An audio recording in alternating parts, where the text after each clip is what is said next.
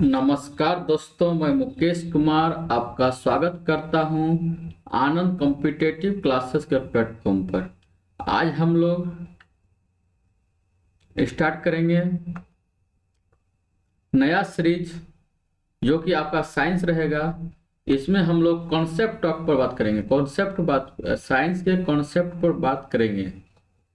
ठीक है, आज हम लोग व्हाइट बोर्ड से ब्लैक बोर्ड से पढ़ाई करेंगे। इससे पहले कृपया हमारे चैनल को लाइक शेयर और सब्सक्राइब करें। चलिए, आज हम लोग सामान्य विज्ञान के महत्वपूर्ण खंड, जिनसे कि बहुत सारे प्रश्न आते हैं हर एग्जाम में।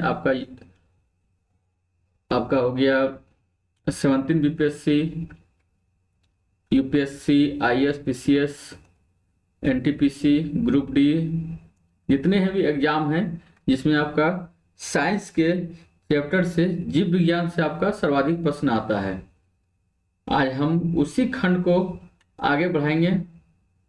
चलिए, आज का पहला हम लोग स्टार्ट करेंगे आज से। तो जीव विज्ञान, जिसे हम लोग बायोलॉजी बोलते हैं। ठीक, जीव विज्ञान में हम लोग पहला चैप्टर स्टार्ट करेंगे, जो कि सबसे प्रथम चैप्टर होता है कोशिका।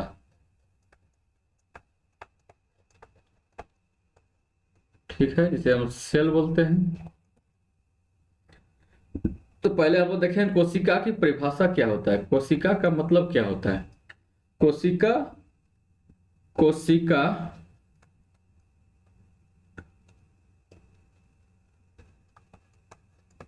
कोशिका किसी भी जीव का संरचनात्मक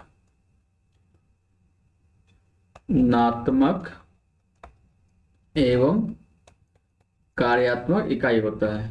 ठीक है, ये हम लोग बचपन से पढ़ते आए हैं, क्लास 8 से लगभग, कि कोशिका किसी जीव का संरचनात्मक एवं कार्यात्मक इकाई होता है। ठीक,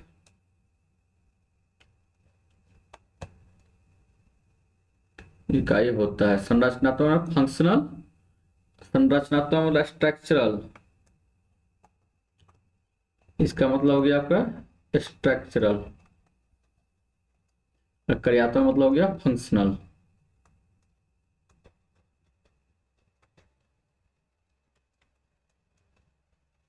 ठीक है, कोशिका किसी भी जीव का संरचनात्मक एवं कार्यात्मक इकाई होता है।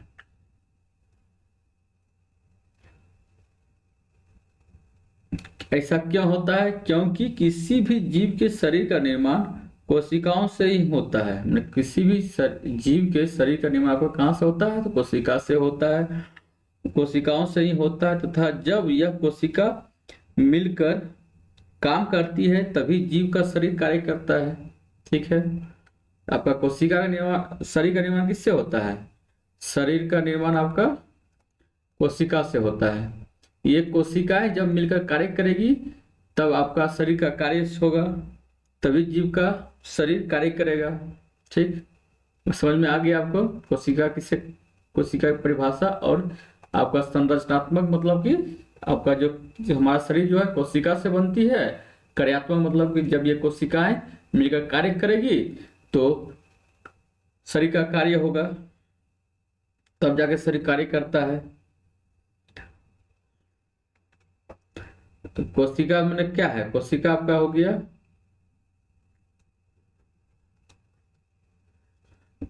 जैसे ही हम लोग घर बनाते हैं उसमें एक एक ईंटा जोड़ते हैं। इससे अगर एक मान लो ईंटा जोड़ दिए, जोड़ने से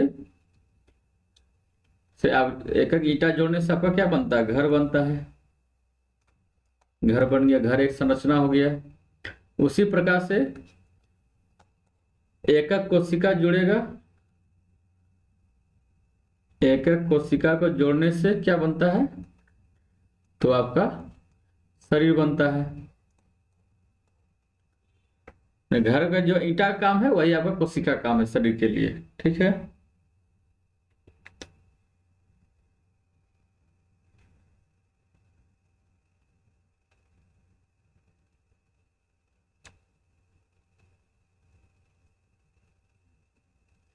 कार्यात्मक इकाई का मतलब है आपका,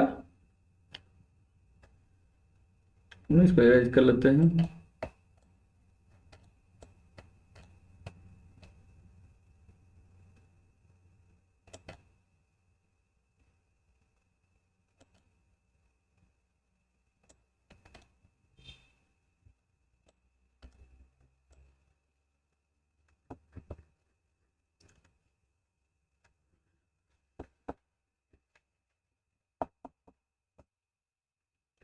कोशिका हो गया, कोशिका का आपका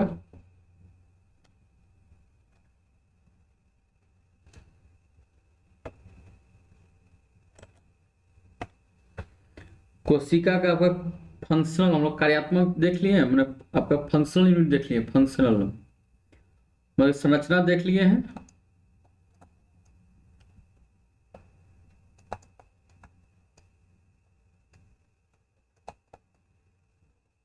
संरचना हम लोग देख लिए हैं। संरचना मतलब क्या हो गया आपका कि जैसे घर का ईंटा जोड़ते हैं घर बनाने के लिए, तो आपका घर बनता है।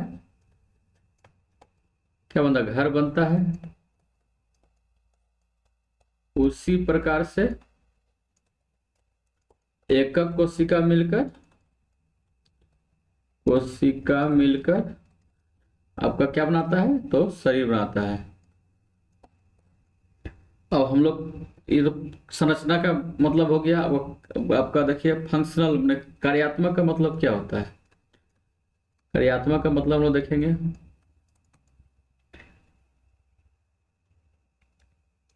कोशिकाएं जो है सिर्फ एक अंग को नहीं, एक अंग को बनाती ही नहीं है। कोशिकाएं जो है, कोशिकाएं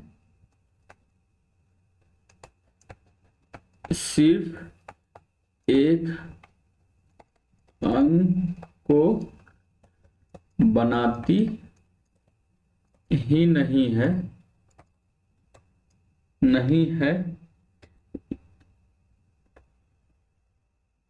बल्कि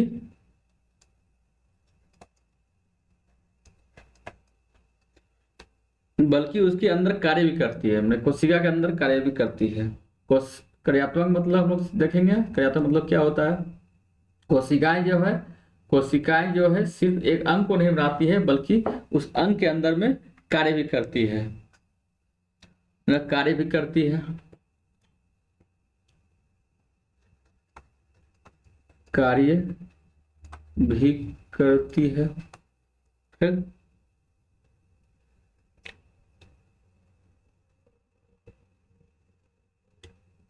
जब वह कार्य करती है तो यह कार्य से हार्मोन निकलता है। हार्मोन का स्राव होता है।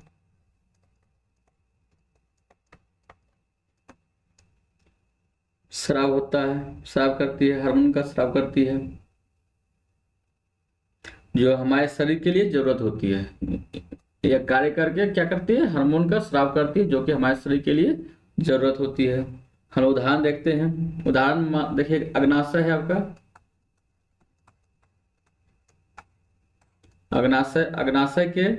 अग्नाशय एक अंग है, जो कि आपका कोशिका से मिलकर बना हुआ है। किससे मिलकर बना? कोशिका से मिलकर बना हुआ है। इस अग्नाशय के अंग के अंदर विभिन्न कोशिकाएं मिलकर के आपका हार्मोन हार्मोन बनाती है। कौन हार्मोन बनाती है? तो इंसुलिन नामक हार्मोन बनाती है। इंसुलिन नामक हार्मोन बनाती है। ये हार्मोन क्या करती है कि डायबिटीज को प्रॉब्लम को सॉल्व करती है। ठीक। और नेक्स्ट देखेंगे।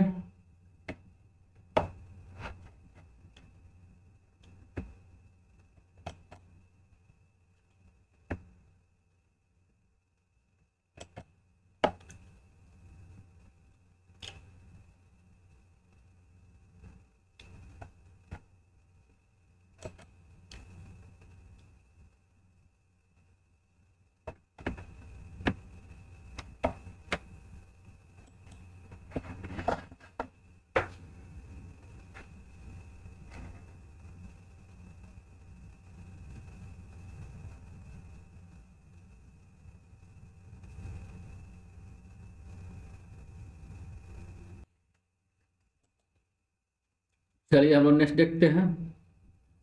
आपको कोशिका की परिभाषा समझ में आ गया है और कार्यात्मक और संरचनात्मक का भी मतलब समझ में आ गया होगा। अब हम लोग आगे बढ़ते हैं।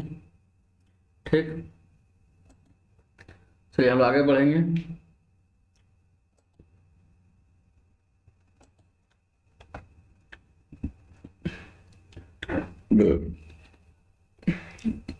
अब हम लोग देखें कोशिकाओं की प्रकार। कोशिका के कितने प्रकार हैं? नेक्स्ट है आपका कोशिका के प्रकार। कोशिका का प्रकार देखेंगे। कोशिका आपका दो प्रकार का होता है। कोशिका कितने प्रकार का होता है? कोशिका दो प्रकार का होता है। पहला आपका प्रो प्रोकैरियोटिक कोशिका,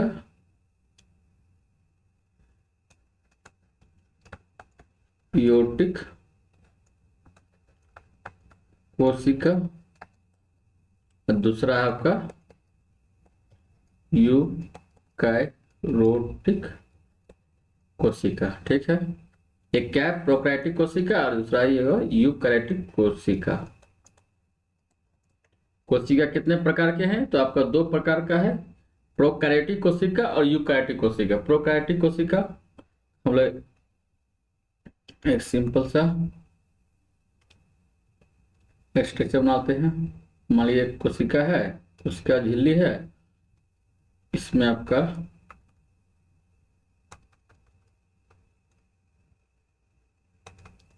कोशिका का झिल्ली है, कोशिका द्रव है,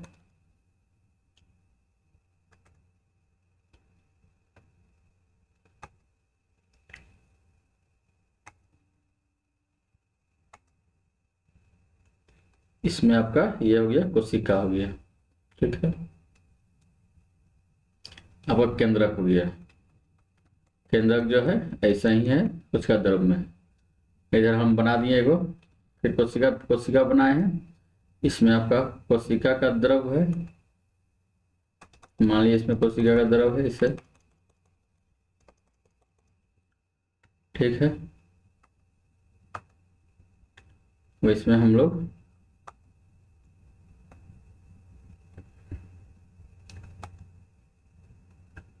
वेल डिफाइंड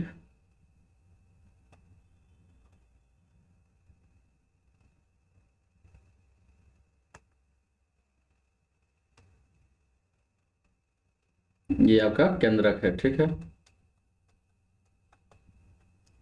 ये आपका कोशिका झिल्ली,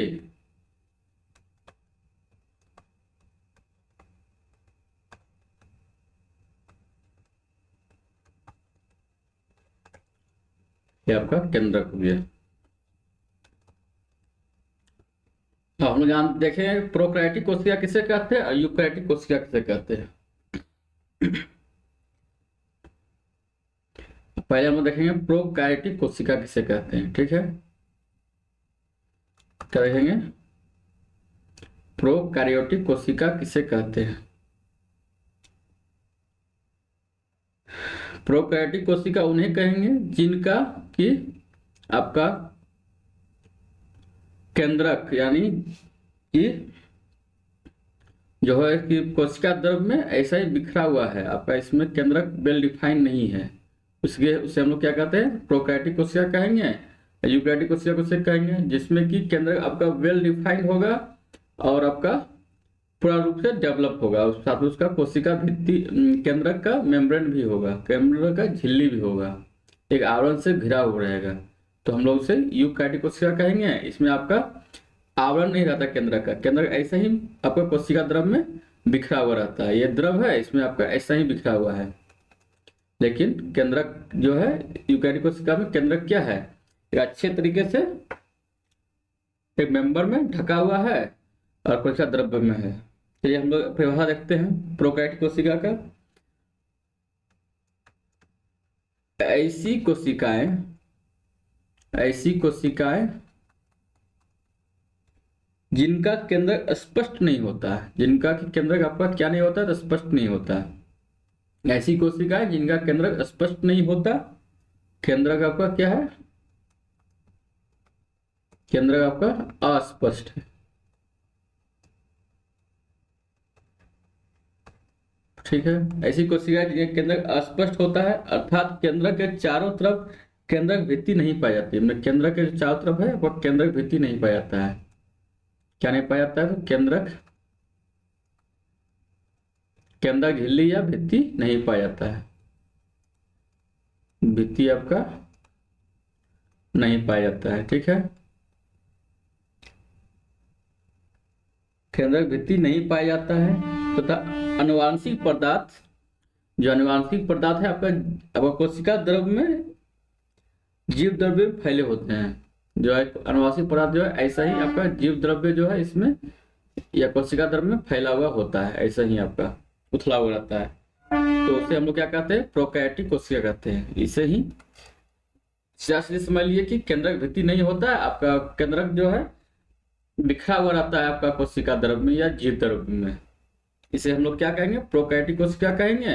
और आपका यूकैरियोटिक कोशिका में आपका केंद्रक क्या होगा, स्पष्ट होगा, केंद्रक यहाँ स्पष्ट होगा, और यहाँ पर केंद्रक भित्ति भी होगा, केंद्रक क्या होगा, भित्ति भी होगा। ठीक है, और आपका अनुवांशिक पदार्थ केंद्रक में पाया जाता है। यहाँ पर जो अनुवांशिक पदार्थ जो है आपका केंद्रक के अंदर में रहेगा, यहाँ पर आपका अनुवांशिक पदार्थ आपका बिखरा हुआ रहेगा कोशिका द्रव्य में। अब इसका उदाहरण क्या है, हम लोग प्रोकैरियोटिक कोशिका का उदाहरण देखेंगे जो कि इंपॉर्टेंट है हमारे सब एग्जाम के लिए। कोशिका द्रव्य का उदाहरण आपका है जीवाणु है, नहीं, प्रोकैरियोटिक कोशिका का उदाहरण क्या है, जीवाणु, जिसे हम लोग बैक्टीरिया कहते हैं। जीवाणु है, नीले हरित शैवाल है, नीले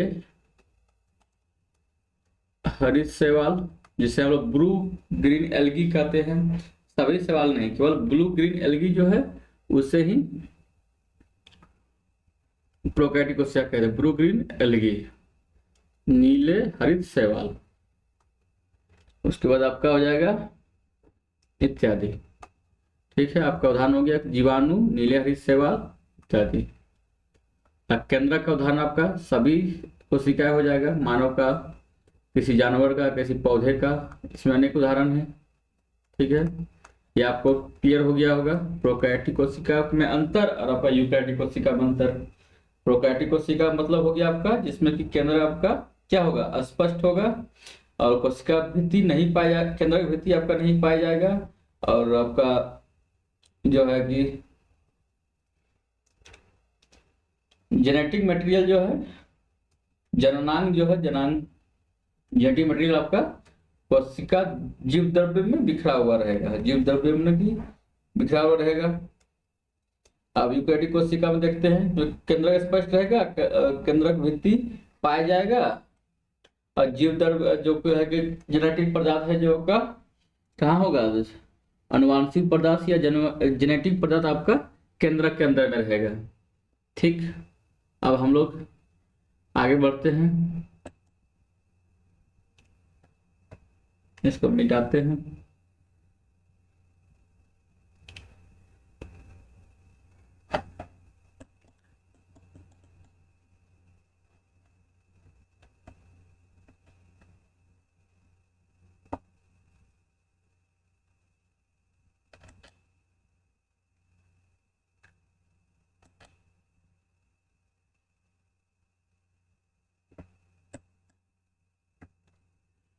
अब हम लोग देखेंगे कोशिकांग, कोशिकांग किसे कहते हैं। उसके बाद हम लोग देखेंगे कोशिकांग के बारे में, कोशिका के अंदर में जो अंग होते हैं उसे हम लोग कोशिकांग कहेंगे। कोशिका के अंदर उपस्थित कोशिका के अनेक अलग अलग अंग होता है। ठीक है, कोशिका अंदर जो है कोशिका के अनेक अंग होते हैं, जैसे अगर माइटोकॉन्ड्रिया हो गया, गोल्जी बॉडी हो गया, प्लास्टिड हो गया, तारककाय हो गया इत्यादि। केंद्रक हो गया, केंद्रक आपका कोशिकांग के अंग नहीं होते, केंद्रक एक आपका अलग होता है। ठीक है,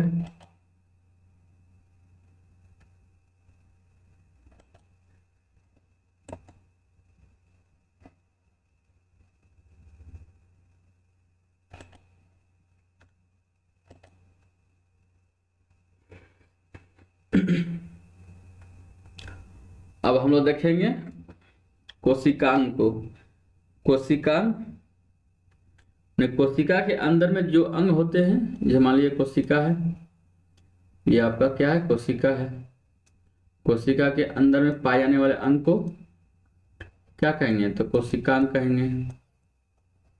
ठीक है, मान लीजिए आपका प्लास्टिड हो गया, अब तारक का हो गया, अपना माइटोकॉन्ड्रिया हो गया, आपका वैल्क्यूल्स हो गया इत्यादि। पहला हम लोग देखें कोशिका भित्ति। कोशिका पहला क्या है, कोशिका भित्ति, और दूसरा आपका कोशिका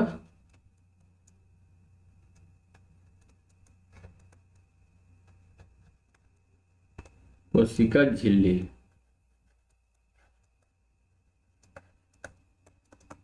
दो चीज देखेंगे, कोशिका भित्ति है, कोशिका झिल्ली। ठीक है, आपका ये मान लीजिए कि आपका कोशिका क्या है, झिल्ली है। कि कोशिका है, कोशिका चारों तरफ आपका कोशिका झिल्ली हो गया, और इसके बाहर भी एक आपका परत पाया जाएगा, जिसे हम लोग क्या कहेंगे, तो इसको हम लोग कोशिका भित्ति कहेंगे। ठीक है, ये आपका एक कोशिका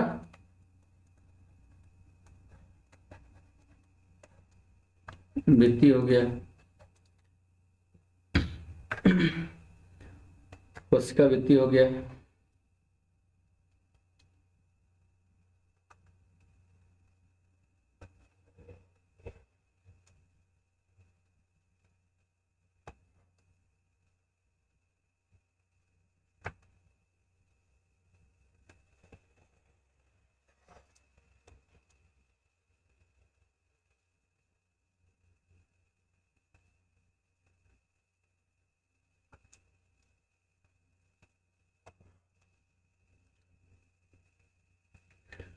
ठीक है, कोशिका भित्ति है, कोशिका झिल्ली देखेंगे।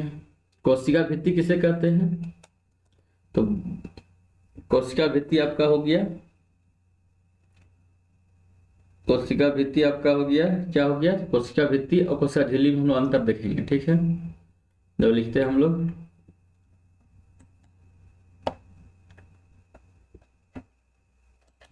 सब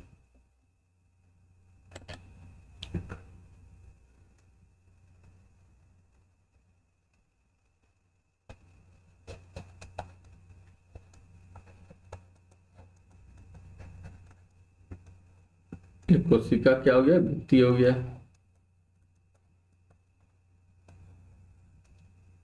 इधर हो गया आपका कोशिका झिल्ली हो गया। कोशिका भित्ति आपका केवल पौधों में पाया जाएगा, केवल पौधों में, पौधे की कोशिका में पाया जाएगा। कोशिका कोशिका झिल्ली कहाँ पाया जाएगा, केवल पौधे की कोशिका में पाया जाएगा। पौधे की कोशिका में, पौधे या पेड़ पौधे के कोशिका में पाया जाएगा, कोशिका में पाया जाएगा। ये आपका दोनों में पाया जाएगा, पेड़ पौधे, पौधे और जीव में भी पाया जाएगा, जीव की कोशिका में भी पाया जाएगा, दोनों में पाया जाएगा।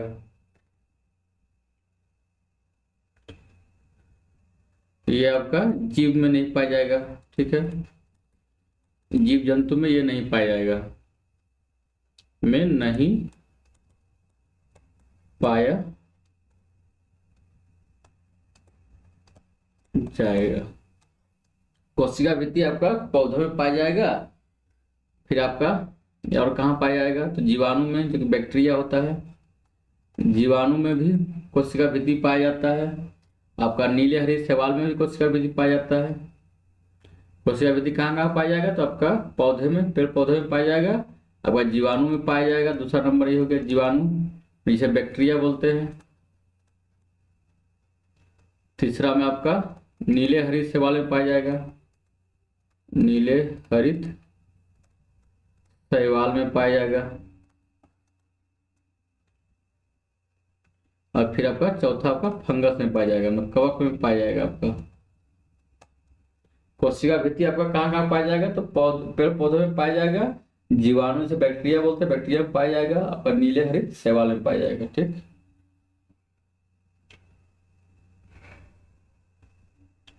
अब हम लोग देखेंगे कि कोशिका भित्ति का कार्य क्या है। कोशिका भित्ति का कार्य क्या है, तो कोशिका भित्ति का कार्य होता है पौधे की कोशिकाओं को बाह्य वातावरण से रक्षा करना। पौधे की कोशिकाओं को, यह कार्य आपका कोशिका क्या कार्य है, तो कार्य है आपका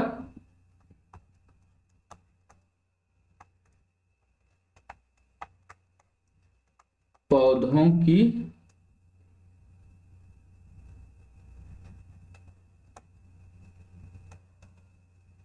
कोशिकाओं को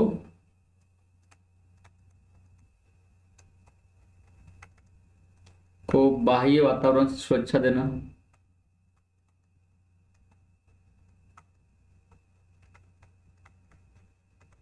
वातावरण से सुरक्षा देना। ठीक,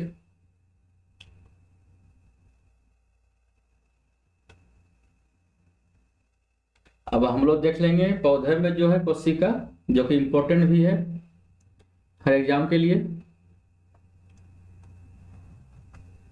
आपका जो पौधे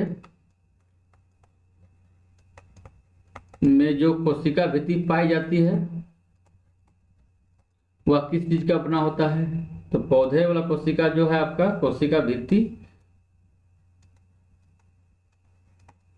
भित्ति आपका किसका बना होगा, सेल्यूलोज का बना होता है,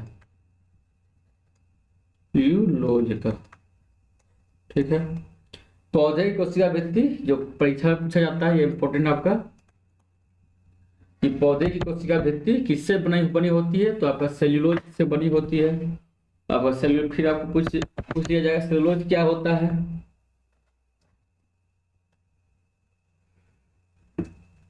सेल्यूलोज क्या होता है, तो सेल्यूलोज आपका क्या होता है, तो एक कार्बोहाइड्रेट होता है।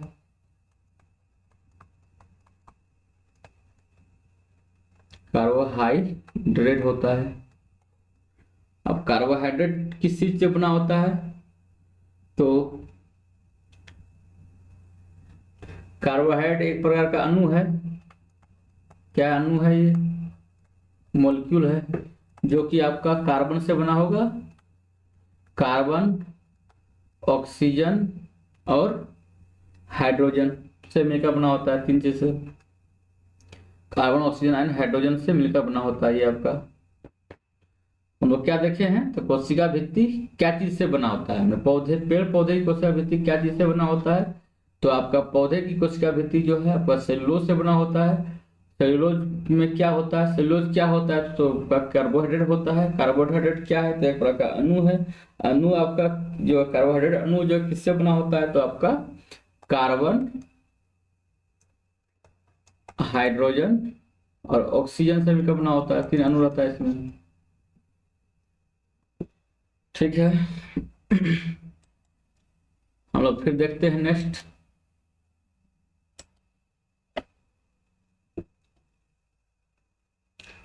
तो नेक्स्ट देखेंगे, आप लोग नोट बनाते चलिएगा। आप लोग क्या देखिए, पेड़ पौधे की कोशिका किससे बना, कोशिका भित्ति किससे बना होता है, तो पौधे की, प्लांट की कोशिका आपका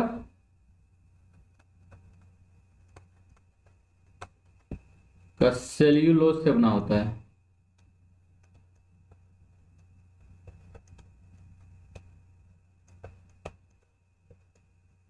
सेल्यूलोज से बना होता है, आप लोग देख लेंगे। क्या देखेंगे, नीले हरित शैवाल का कोशिका भित्ति क्या चीज से बना होता है, नीले हरित शैवाल, शैवाल का कोशिका भित्ति, कोशिका भित्ति आपका क्या चीज से बना है, तो ये आपका बना होता है ग्लाइकोप्रोटीन से, ग्लाइकोप्रोटीन से मिलकर बना, ग्लाइकोप्रोटीन से, को प्रोटीन से मिलकर बना होता है, ग्लाइकोप्रोटीन से बनती है। ठीक है, नीले हरित शैवाल का कोशिका भित्ति किससे बनती है? तो आपका ग्लाइकोप्रोटीन से बनती है। ग्लाइकोप्रोटीन में क्या होता है, किस प्रकार का अणु होता है इसमें? तो ग्लाइको मतलब हो गया कार्बोहाइड्रेट, और प्रोटीन का मतलब प्रोटीन हो गया। तो आपका कार्बोहाइड्रेट और प्रोटीन से मिलकर बना होता है आपका ग्लाइकोप्रोटीन। ग्लाइकोप्रोटीन किससे बना होता है? तो कार्बोहाइड्रेट और प्रोटीन से मिलकर बना होता है आपका ग्लाइकोप्रोटीन। ठीक।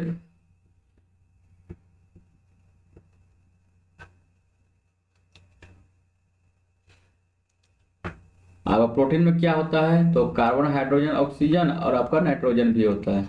ठीक।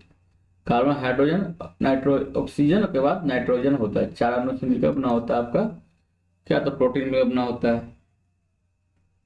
फिर जीवाणु का, बैक्टीरिया का कोशिका भित्ति किससे बना होता है? बैक्टीरिया का कोशिका भित्ति किससे बना होता है? तो ये आपका बना होता है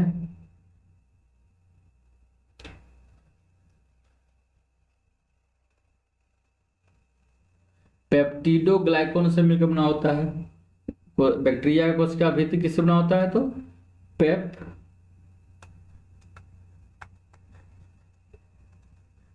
पेप्टिडोग्लाइकोन से मिलकर बना होता है। ये आपका पेप्टिडोग्लाइकोन से मिलकर बना होता है। बैक्टीरिया की कोशिका भित्ति किससे मिलकर बना होता है? तो हमने कोशिका भित्ति किसका बना होता है? तो पेप्टिडोग्लाइकोन का।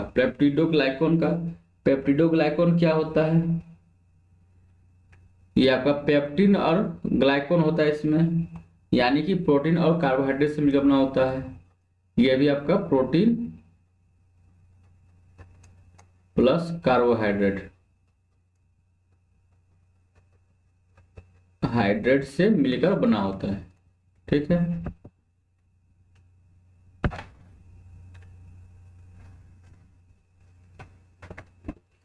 अब हम लोग चलेंगे कोशिका झिल्ली में और कवक का। अब नेक्स्ट आपका कवक का कोशिका भित्ति किससे बना होता है?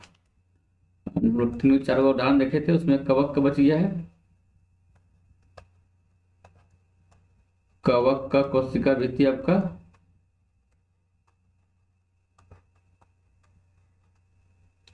कोशिका भित्ति क्या चीज से बना होता है?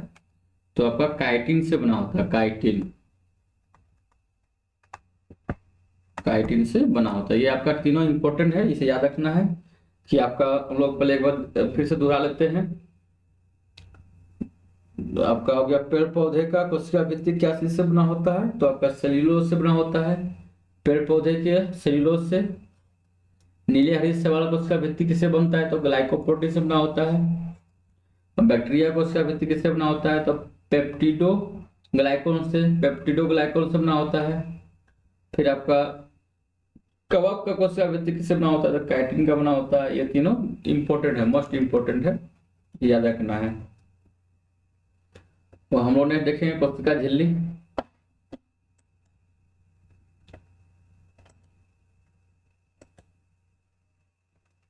हम लोग देखेंगे कोशिका झिल्ली क्या होता है। क्या है कोशिका झिल्ली?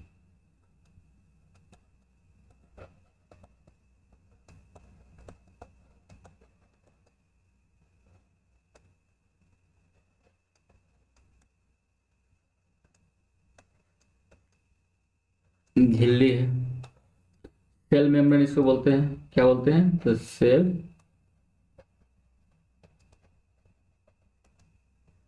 ये क्या बोलते हैं? सेल मेम्ब्रेन बोलते हैं। ठीक। चलिए देखते हैं क्या होता है। ये आपका सभी में पाया जाता है। सेल मेम्ब्रेन आपका कोशिका झिल्ली जो है सभी जीव जंतु की कोशिकाओं में पाया जाता है। ये आपका सभी जीव जंतु के कोशिकाओं में पाया जाता है। कोशिकाओं में पाया जाता है। ठीक है।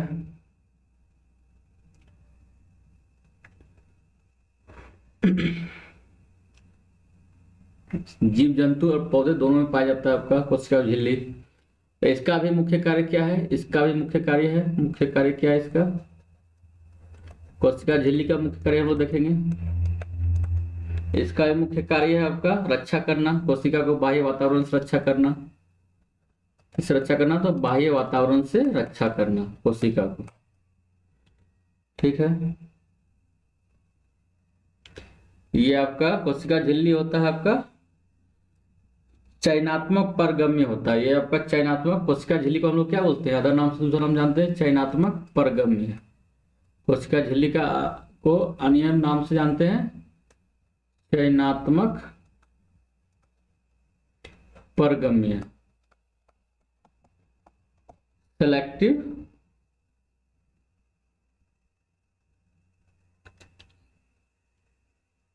Permeable, selective permeable. ठीक है,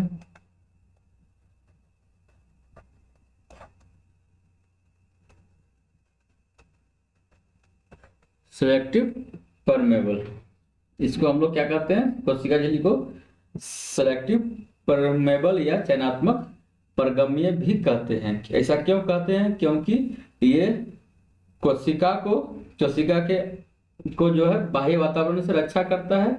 यह कोशिका के अंदर में उसी चीज को प्रवेश करने देता है जो कि कोशिका के लिए लाभदायक हो। कोशिका के लिए क्या हो? तो लाभदायक हो, लाभदायक को ये प्रवेश करने देता है, और हानिकारक पदार्थ को क्या करता है? रोक देता है।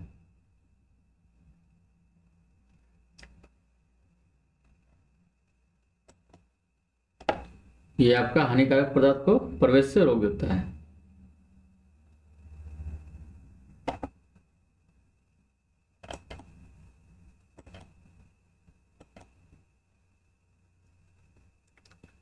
ये आपका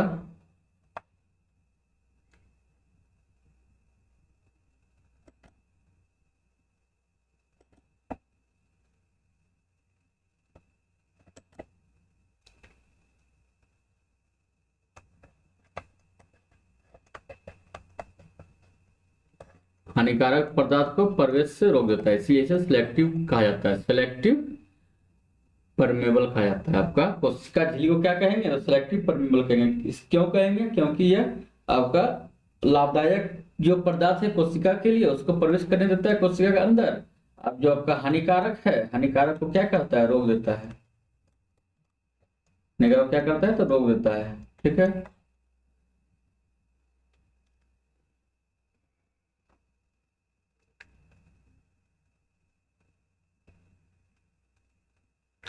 अब हम लोग देखेंगे। ये आपका कोशिका झिल्ली, कोशिका भित्ति हो गया है, आप लोगों को समझ में आ गया होगा। एक बार हम लोग फिर से देख लेते हैं कोशिका झिल्ली क्या है।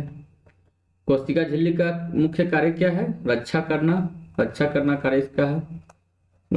रक्षा करना कार्य है तथा चयनात्मक परगम्य होने की वजह से ये आपका क्या है? तो चयनात्मक परगम्य है होने की वजह से यह आवश्यक पदार्थों को कोशिका के अंदर आने देती है। आपका आवश्यक जो पदार्थ है उसको कोशिका के अंदर आपका प्रवेश करने देती है, और आपका अनावश्यक पदार्थ जो है उसे रोक देती है, पदार्थों को कोशिका के अंदर प्रवेश से रोक देती है।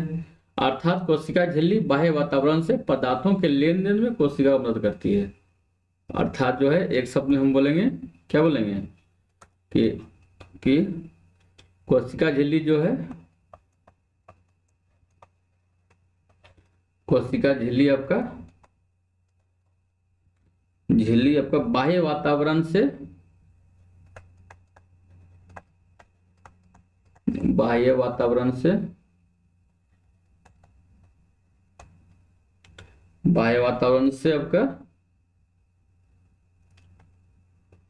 पदार्थों के लेन देन में कोशिका को मदद करती है। पदार्थों के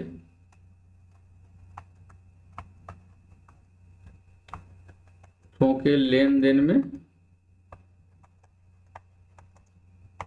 कोशिका को मदद करती है। ठीक, यहाँ तो समझ में आ गया होगा सबको। कोई प्रॉब्लम होगा तो कमेंट कीजिएगा। अब हम लोग नेक्स्ट देखेंगे। चलिए इसको पहले मिटा लेते हैं।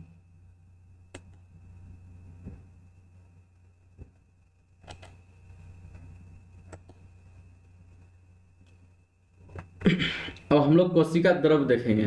कोशिका के अंदर हम लोग जैसे अब आपका मान लीजिए कोशिका है, कोशिका है, ये आपका कोशिका भित्ति हो गया, ये कोशिका भित्ति हो गया,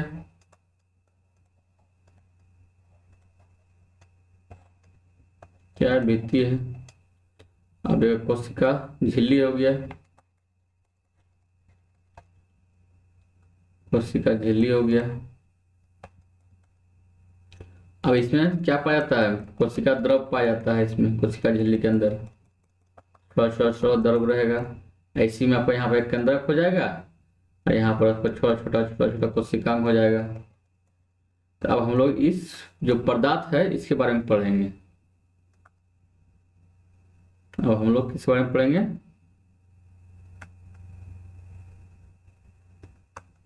तो आपका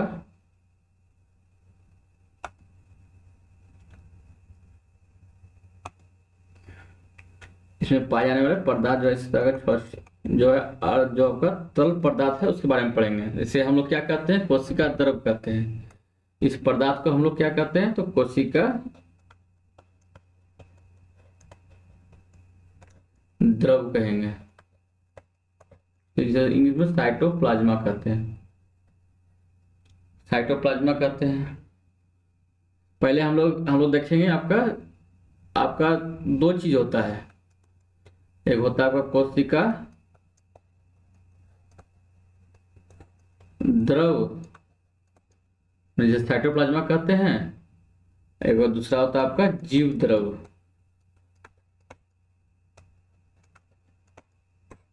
इसको बोलते हैं जीव द्रव को क्या बोलेंगे, तो प्रोटोप्लाज्मा बोलेंगे, प्रोटोप्लाज्म। जीव द्रव और कोशिका द्रव, इसके बीच में अंतर, इसमें बहुत कंफ्यूजन होता है आदमी का, बच्चों का, कि जीव द्रव क्या है और कोशिका द्रव क्या है। जीव द्रव में हो गया आपका ये पूरा पदार्थ हो गया, ठीक है। जीव द्रव में पूरा पदार्थ हो गया, जितना इसका अंदर पदार्थ है उसको हम लोग क्या कहेंगे, तो जीव द्रव कह देंगे, और नहीं कोशिका द्रव कहेंगे।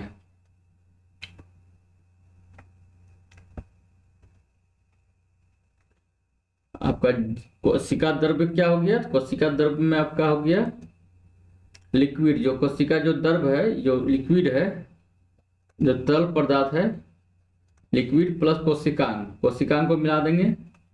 कोशिकांग को छोटे छोटे कोशिकांग जो है प्लाज्मा, जो माइटोकॉन्ड्रिया है, गोल्जी का है आपका, सब मिला करके कोशिकांग, उसको कोशिकांग बोलते हैं, कोशिकांग बोलते हैं। तो ये आपका हो जाएगा, क्या हो जाएगा, तो कोशिका द्रव कहलाएगा। ये बात आपको ध्यान रखना है कि केंद्रक जो है आपका कोशिका द्रव, कोशिकांग के अंदर नहीं आता है, केंद्रक आपका कोशिकांग के अंदर नहीं आता है, ये इसको अलग से माना जाता है, ठीक है। अगर इसी में आपका जीव द्रव में क्या होता है, जीव द्रव में आपका लिक्विड जो है आपका साइटोप्लाज्मा में जो है, ये सब लिक्विड जो है, और प्लस कोशिकांग जो है, और आपका इसमें आपका केंद्रक को भी जोड़ देंगे, तो आपका ये जीव द्रव्य बन जाएगा। क्या बनेगा, तो जीव द्रव्य बन जाएगा। जीव द्रव्य आपका हो जाएगा लिक्विड प्लस कोशिकांग प्लस केंद्रक, ये तीनों मिलाएंगे तो आपका जीव द्रव्य बन जाएगा। अब साइटोप्लाज्म में क्या बनेगा, साइटोप्लाज्म आपका हो जाएगा लिक्विड जो है, जो पीला पीला जो है लिक्विड है, और जो इसका जो कोशिकांग जो है ये वाला मिला देने से आपका क्या बनता है, कोशिका द्रव बनता है। और आपका इसमें आपका तीनों को जो मिला देंगे तो आपका क्या बन जाएगा, जीव द्रव बन जाएगा, ठीक है।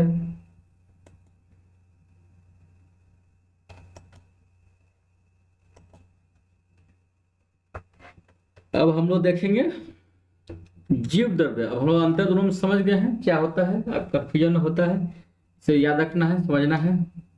अब हम लोग देखेंगे जीव द्रव्य क्या होता है, कोशिका द्रव्य किसे कहते हैं, ठीक है। कोशिका द्रव्य किसे कहते हैं, कोशिका द्रव किसे कहते हैं? ये कोशिका द्रव जो है, कोशिका द्रव क्या होता है? कोशिका द्रव जो है, कोशिका के अंदर, कोशिका के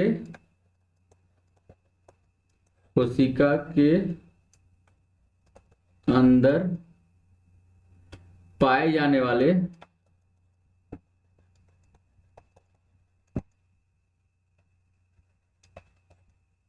पाए जाने वाले वाला जेली के प्रकार का, हमने अर्धतल होता है, जेली जैसे हम लोग चॉकलेट खाते हैं, जेली चटनी उटनी जो है आपका जैम हुए जेली की तरह प्रकार का एक अर्ध तरल पदार्थ है। क्या है, किस प्रकार पदार्थ है? तो अर्ध तरल पदार्थ है, अर्ध तरल पदार्थ होता है आपका कोशिका द्रव्य। ठीक है, अर्ध तरल पदार्थ होता है।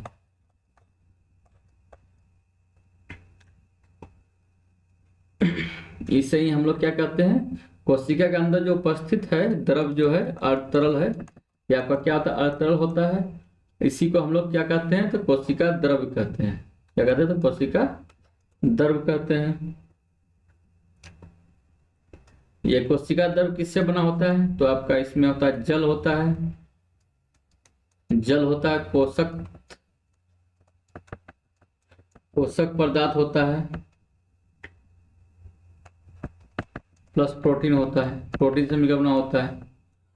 अब कोशिका द्रव का जल, पोषक पदार्थ और प्रोटीन से मिलकर बना होता है। ठीक है, कोशिका द्रव किससे मिलकर बना होता है? तो जल प्लस प्रोटीन प्लस पोषक पदार्थ, ये तीन चीज से मिलकर आपका क्या बनता है? तो कोशिका द्रव्य बनता है, जिसे हम लोग साइटोप्लाज्मा भी कहते हैं, साइटोप्लाज्म भी कहते हैं इंग्लिश में। ठीक है, और जो आपका इसमें आपको याद रखना है कि आपका कोशिका के अंदर जितने भी जैव रासायनिक अभिक्रिया, हमने बायो केमिकल रिएक्शन होता है, जितना भी बायोकेमिकल रिएक्शन होगा कोशिका के अंदर, बायो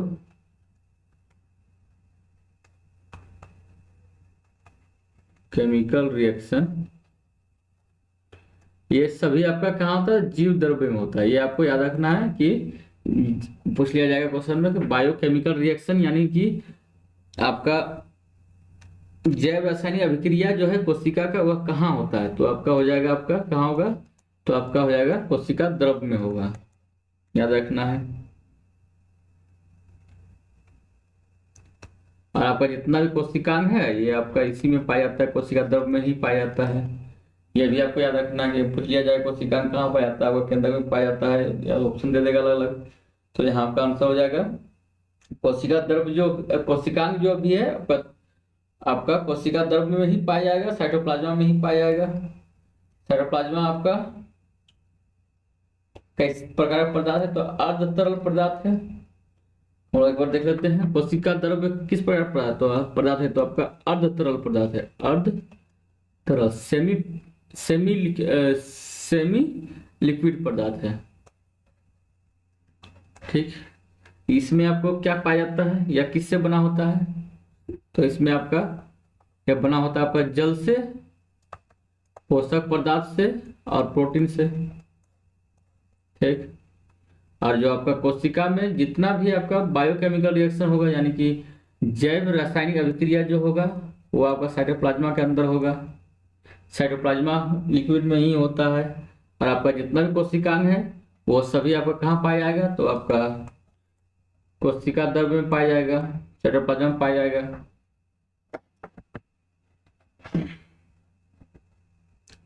अब हम लोग आगे बढ़ते हैं।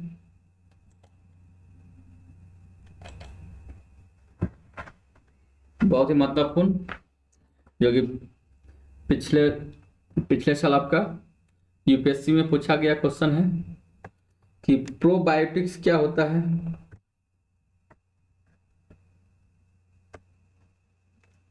अब हम लोग प्रोबायोटिक्स देख लेते हैं। प्रोबायोटिक्स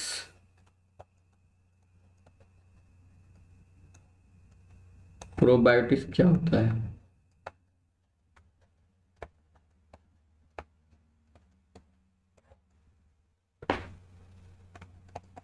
प्रोबायोटिक्स क्या होता है?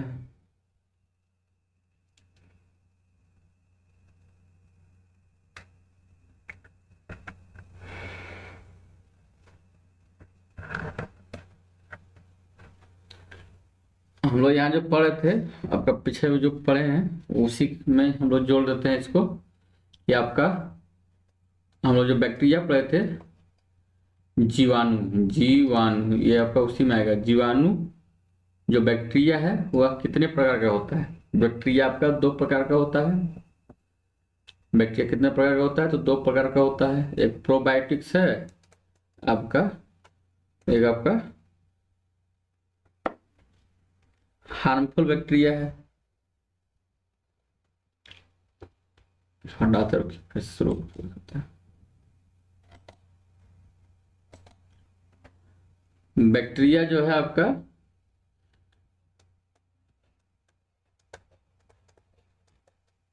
जीवाणु आपका 2 प्रकार का होता है। एक होता है आपका लाभदायक बैक्टीरिया होता है, एक क्या होता है? लाभदायक बैक्टीरिया होता है।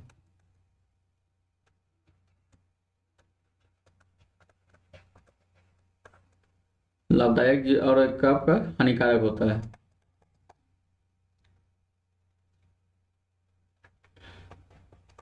हानिकारक होता है हमारे शरीर के लिए, ठीक।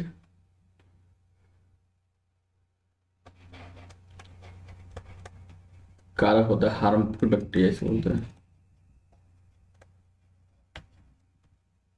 हार्मफुल होता है, ठीक है। एक लाभदायक बैक्टीरिया, बैक्टीरिया कितना प्रकार का? 2 प्रकार का होता है। एक लाभदायक होता है, एक हानिकारक होता है। लाभदायक बैक्टीरिया को हम लोग क्या बोलेंगे? इसे हम लोग बायोटिक्स बोलेंगे। प्रोबायोटिक्स लाभदायक बैक्टीरिया को, जो कि हमारे शरीर के लाभदायक है, उसे हम लोग क्या कहते हैं? प्रोबायोटिक्स कहेंगे। प्रोबायोटिक्स नाम देंगे। इस यही क्वेश्चन पूछा गया था। और हानिकारक बैक्टीरिया को आपको रोग फैलाने वाला बैक्टीरिया बोलते हैं। रोग फैलाने वाला बैक्टीरिया बोलते हैं इसको।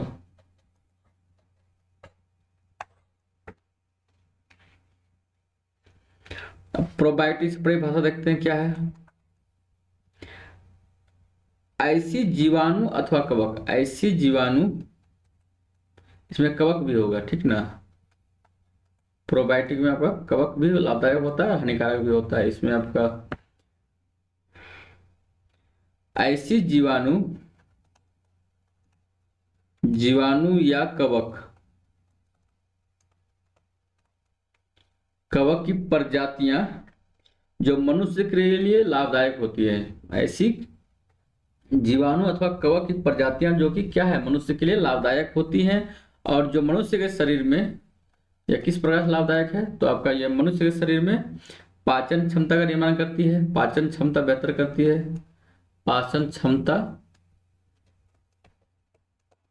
क्षमता आपका बेहतर करती है, ठीक है।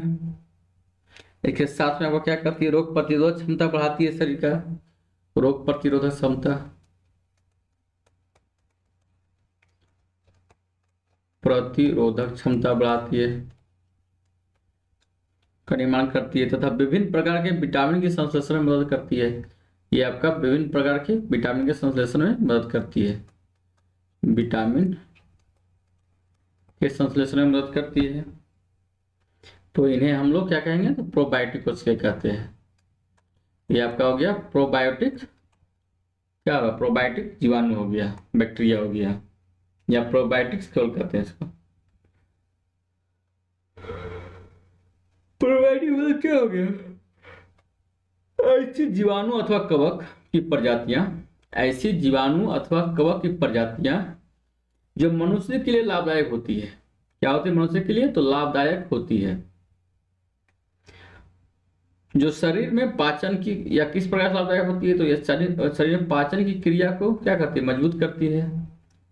आपका रोग प्रतिरोधक क्षमता को बढ़ाएगी। उसके बाद आपका विटामिन का संश्लेषण करती है।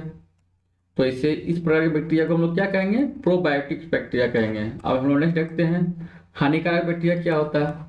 जो कि आपका रोग फैलाता है। जो बैक्टीरिया आपका रोग फैलाने का काम करता है मनुष्य के शरीर में, उसे हम लोग क्या कहेंगे, हानिकारक बैक्टीरिया कहेंगे। अब रोग से बचने के लिए हम लोग क्या करते हैं, तो एंटीबायोटिक्स का उपयोग करते हैं। बैक्टीरिया को मारने के लिए हम लोग क्या करते हैं, तो एंटीबायोटिक्स का उपयोग करते हैं। ठीक है, एंटीबायोटिक्स का उपयोग करते हैं। तो हम लोग देखेंगे एंटीबायोटिक्स क्या होता है, ये सब इंपॉर्टेंट है। नेक्स्ट आपका एंटीबायोटिक्स क्या है।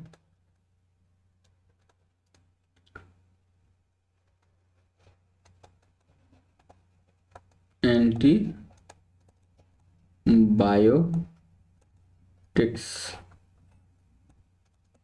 वो देखेंगे, एंटीबायोटिक्स देखेंगे, ये आपका होता है वह रसायन अथवा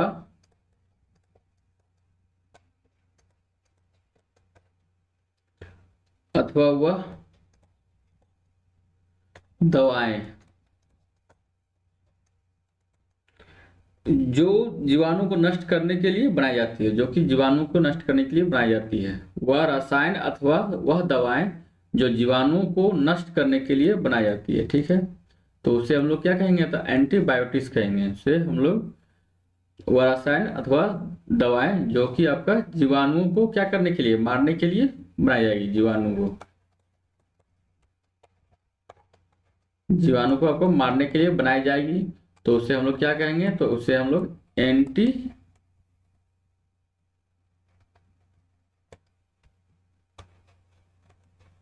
बायोटिक्स कहेंगे। क्या कहेंगे, एंटीबायोटिक्स कहेंगे। इसे हम लोग हिंदी में प्रतिजैविक कहते हैं। ठीक है, एंटीबायोटिक्स का हिंदी क्या होगा, तो प्रतिजैविक।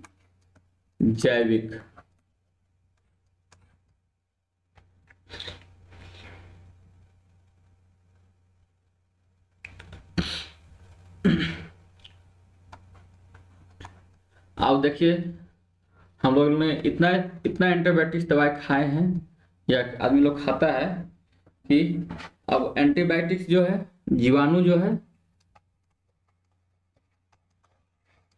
एंटीबायोटिक्स के प्रति प्रतिरोधी हो गया है। उसका कोशिका भित्ति जो है इतना मजबूत हो गया है एंटीबायोटिक्स की दवा से खाने से, कि वह अब उस पर एंटीबायोटिक्स का असर नहीं होता है और उस पर एंटीबायोटिक का प्रभाव नहीं हो रहा है।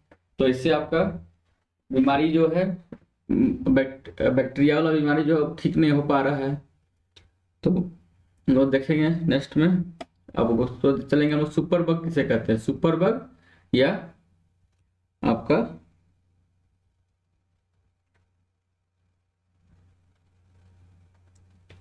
प्रतिजैविक। सुपर बग या प्रतिजैविक किसे कहते हैं। ठीक है, अब हम लोगों ने मारने का दवा निकाल दिया बैक्टीरिया का, उसके बाद हम लोग प्रतिजैविक जो कि आपका अधिक दवा खाने से, एंटीबायोटिक दवा खाने से आपका क्या हो गया, प्रतिरोधक क्षमता, बैक्टीरिया ने हमारे शरीर में प्रतिरोधक क्षमता उत्पन्न कर लिया है खुद को बचाने के लिए। तो आप कितना दवाई खाइएगा एंटीबायोटिक, तो बस ठीक नहीं होगा।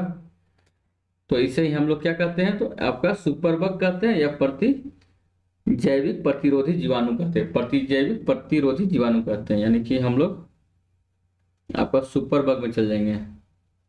क्या है, सुपर बग, बीयूजी बग, या तब ये क्या होता है, तो बहुत सारे जीवाणु या सूक्ष्म जीव, बहुत सारे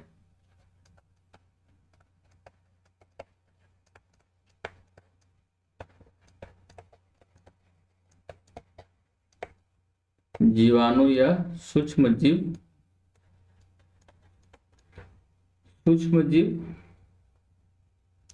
जिन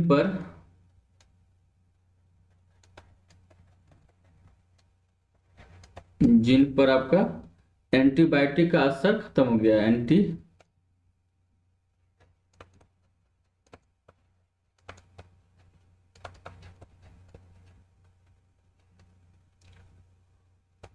एंटीबायोटिक का असर नहीं होता है, एंटीबायोटिक का असर नहीं होता है, ठीक है।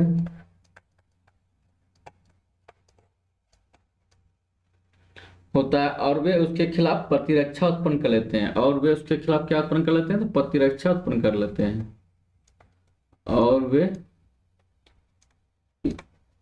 इसके खिलाफ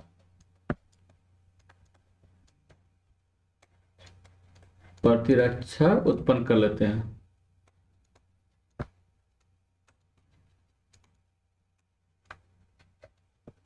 कर लेते हैं तथा गंभीर बीमारियों के कारण बनते हैं। ये प्रतिरक्षा उत्पन्न कर लेगा तो क्या होगा, आपका जब एंटीबायोटिक प्रभाव नहीं करेगा आपका शरीर पर, तो आपका गंभीर बीमारी उत्पन्न हो जाएगा। गंभीर बीमारी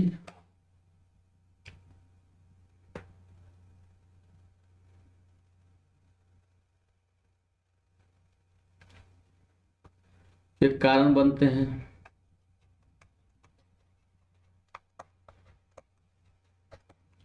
तो उन्हें हम लोग क्या कहेंगे, सुपर बग कहेंगे। अब इन्हें क्या कहा जाएगा, सुपर बग कहा जाएगा। अब प्रतिरोधक क्षमता खत्म कर हो गया, ये अपना सुपर बग बन गया आपका, ठीक है। तथा ऐसे जीवाणुओं को प्रतिजैविक प्रतिरोधी जीवाणु कहते हैं। ऐसे जीवाणु को जो है, जीवाणु क्या कहेंगे, जीवाणु को आपका प्रतिजैविक प्रतिरोधी जीवाणु कहेंगे। जीवाणु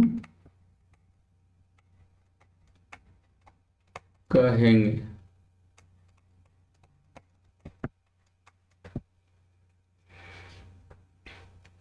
इसका उदाहरण आपका क्या है, उदाहरण आप देख लीजिए। उदाहरण आपका है MRSA जीवाणु सुपर बग। इसका उदाहरण आपका हो गया MRSA सुपर बग।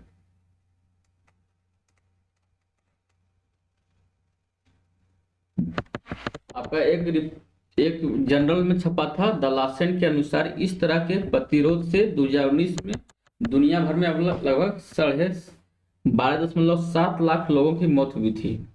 एक अध्ययन किया गया है 2019 में, द लासेंट जो कि मेडिकल जर्नल है के अनुसार, जो है मतलब कि सुपर बग से आपका 2019 में दुनिया भर में 12.7 लाख लोगों ने जान गंवाई थी, की मौत हो गई थी। अब हम लोग नेक्स्ट देखेंगे।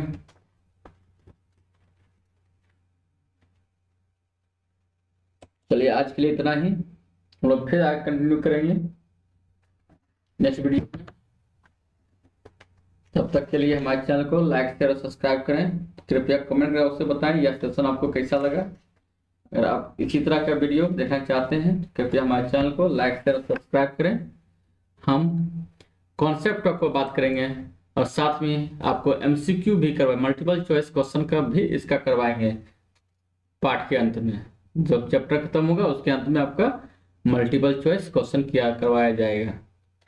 ठीक है, मिलते हैं हम लोग फिर नेक्स्ट वीडियो में, इसके आगे कंटिन्यू करेंगे। तब तक के लिए धन्यवाद।